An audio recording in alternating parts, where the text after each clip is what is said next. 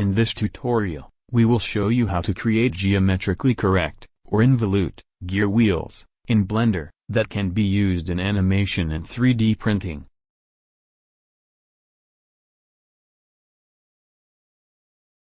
But first, a bit of theory.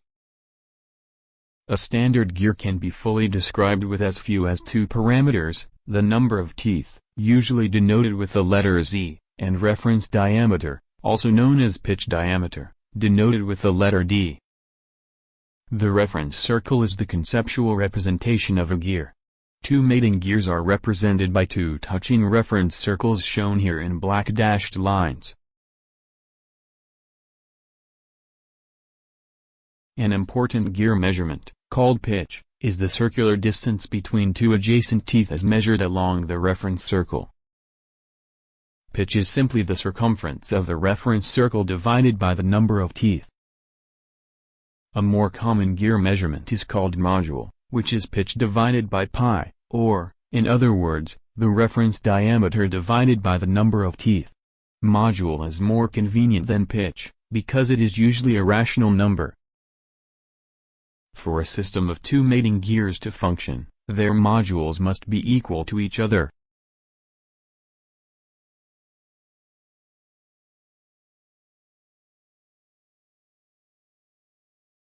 The distance between the gear centers is simply the average of the reference diameters.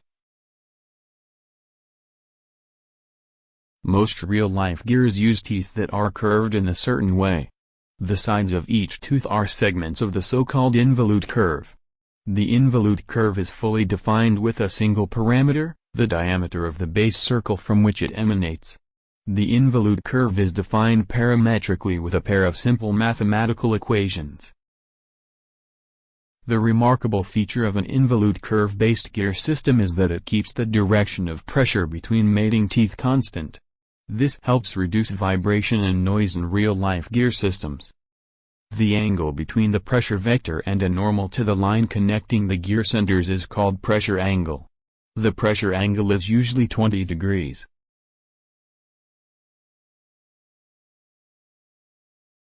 We have developed an online gear calculator that instantly generates the equations for the involute curve, and other parameters, based on the module and number of teeth. These equations can be plugged into 3D modeling software, such as Blender, as will be demonstrated shortly.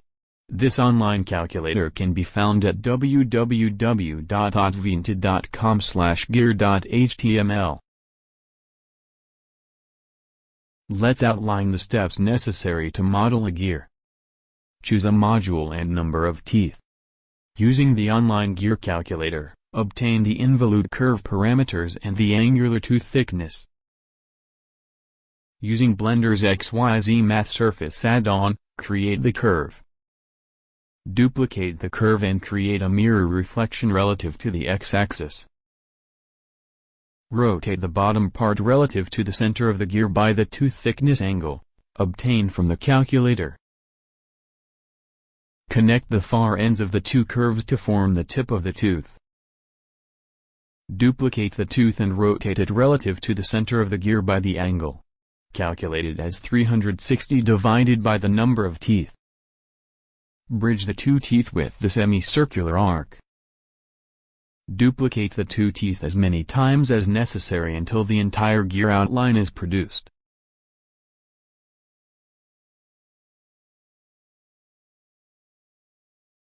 Repeat these steps for the second gear. Offset the second gear by the distance calculated as the average of the 2 reference diameters.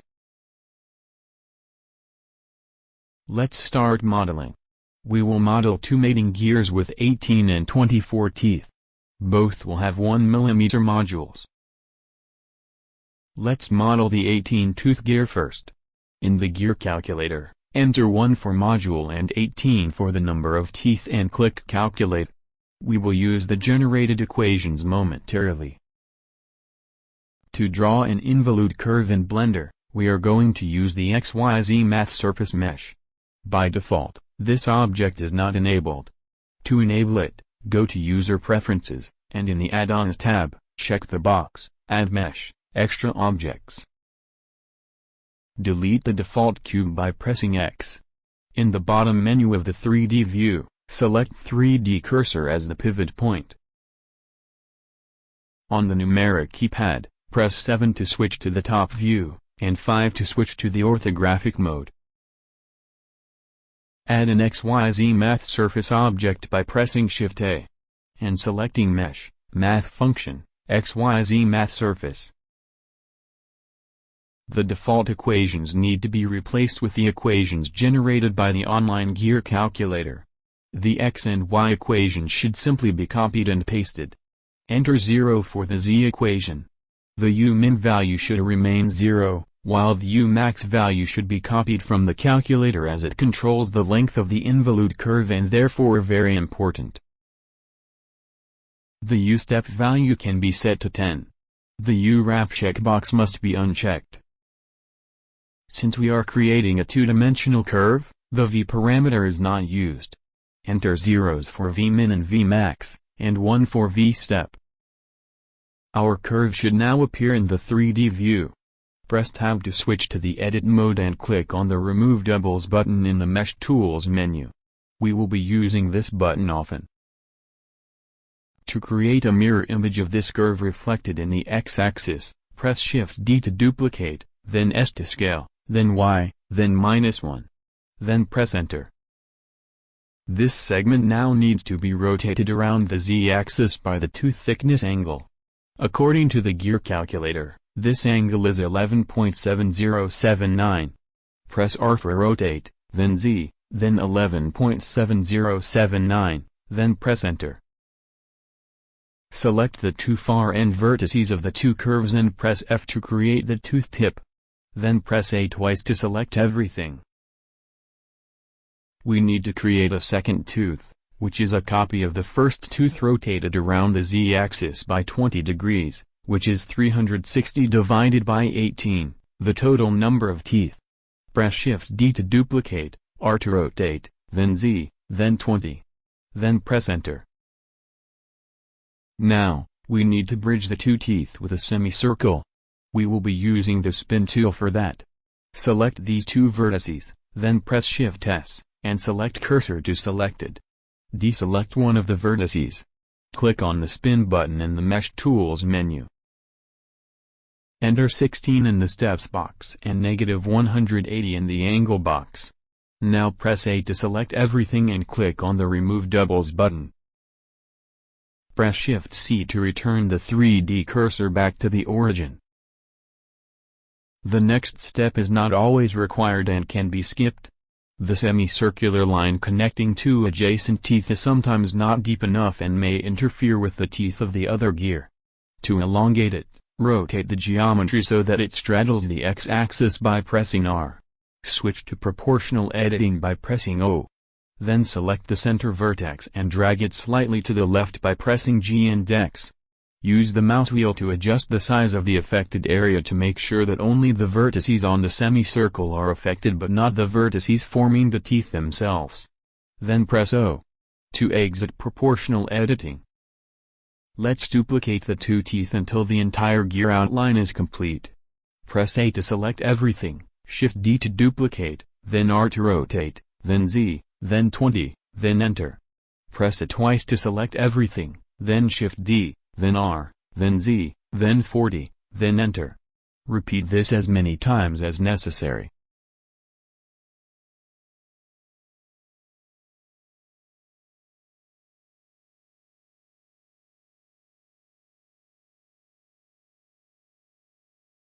Select everything by pressing A, then click on the Remove Doubles button to get rid of many extra vertices created by the series of duplications. Our gear outline is ready. In the remaining part of the tutorial, we will turn the outline into a 3D object, add a 24-tooth gear, and animate the two mating gears using drivers. Let's give this outline some depth. But first, let's rename the object. In the outliner window, left-click on the Name XYZ function while holding the Control key, and enter Gear 18. Our gear will be 6 mm thick. Extrude it along the Z-axis by pressing E for extrude, then Z, then 6, then enter. To put the 3D cursor in the center of the top layer, press Shift-S, then cursor to selected. Press 7 on the numeric pad to switch back to the top view. Press A, to deselect everything, and zoom in on a tooth. Using the box tool, select most vertices on both sides of the tooth symmetrically. Press F to create a face, covering the tooth. Switch to the face select mode and replicate this face by pressing Shift-D to duplicate, then R to rotate, then Z, then 20, then enter. Repeat until every tooth has a face covering it. Press A to deselect everything.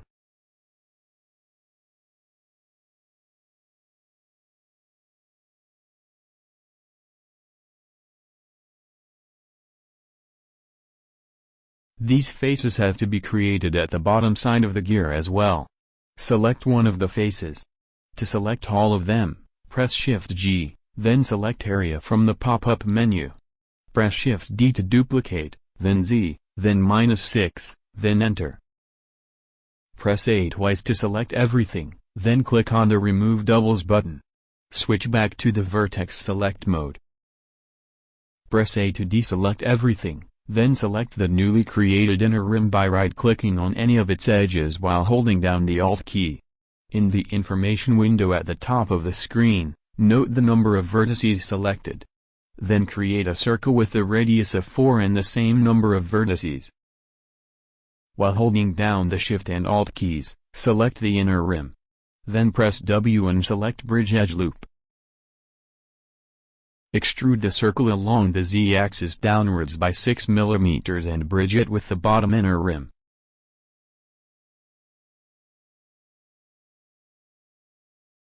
Press A, twice, to select everything, then press Ctrl-N, to make the normals consistent. Press A to deselect everything. For a more realistic look, the tooth tips need to be beveled. Switch to the Edge Select mode and select one of the tooth tip edges. Press Shift-G and select Length from the pop-up menu to select all of them. Press Ctrl-B to use the Bevel tool. In the Amount box, enter 0.6, and in the Segments box, 10. Press Tab to exit the Edit mode. Set Smooth Shading for the gear. To fix the shading problem, add the Edge Split modifier. Our gear is now complete. We will quickly repeat this procedure for our second 24-tooth wheel. To avoid clutter, we will create the second wheel in the second layer. We will enter 1 for module and 24 for the number of teeth in the gear calculator. This time we will skip the bridge elongation step. Once the wheel is ready, we will move it to the first layer and move it along the x-axis by 21 mm. Which is the average of the 18 mm and 24 mm reference diameters.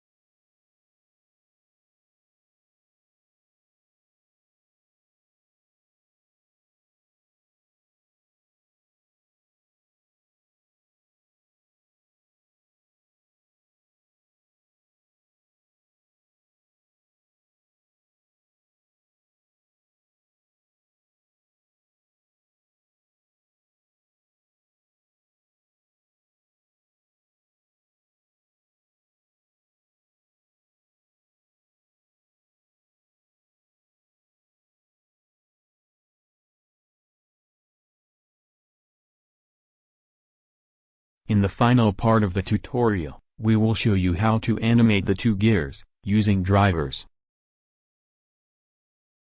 First, let's rotate the smaller gear until the teeth of both gears mesh nicely. For a more accurate alignment, zoom in, and switch to the wireframe mode by pressing Z. Press R, then Z, then visually adjust the wheel's rotation with the mouse. Press Z again to exit the wireframe mode. Now press Ctrl A and select Apply Rotation. The smaller, 18-tooth wheel will be the drive gear, and the larger, 24-tooth wheel, the driven gear. Select the larger gear and go to the Object tab. Under Rotation, right-click on the Z box and select Add Single Driver. The Z box should turn magenta. Open a new window by dragging the split window widget of the 3D view downwards.